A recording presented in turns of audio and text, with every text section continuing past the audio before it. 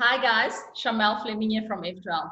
So part of our campaign and the discussion about courage for August, I've invited Robin Lyle. She is my best friend and she's been there for the good, the bad, the ugly and the crazy.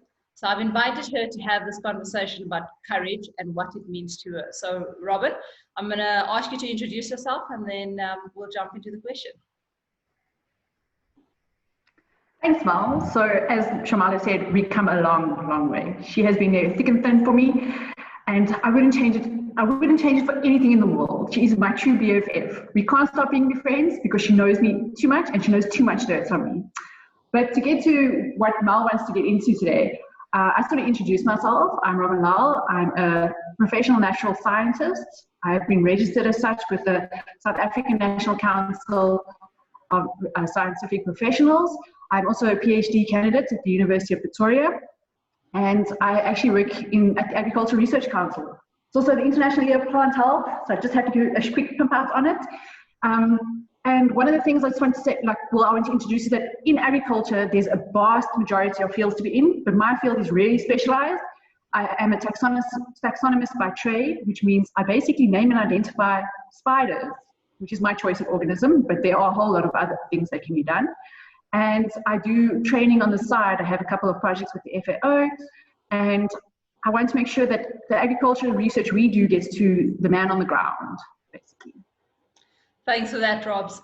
So, Robin, because you're in the scientific field, and historically it's always been very male-dominated, what does courage mean to you when you take your seat at the table in your space, in your world? So I have to tell you, Mel, this was thought-provoking of note. I spent a lot of time thinking about this, and I still don't know exactly how to answer this, but this is where I am right now in trying to answer the question. I think one of the biggest things when you come sit at that table is you have to leave your comfort zone. And whether it be you voice an opinion that you feel strongly about, whether you feel your research is strong, it's all those things that have to be done. It's that step you take out of being just a woman, but you being a scientist. So it's really about leaving your comfort zone. And one of the hardest parts about leaving your comfort zone is that you're not going to get it right. And that's even more scary than actually just leaving your comfort zone. And the fact that one of the things I've learned is one of the most is that you have to admit that you can't get it right always. And it's not bad. That's the scientific process.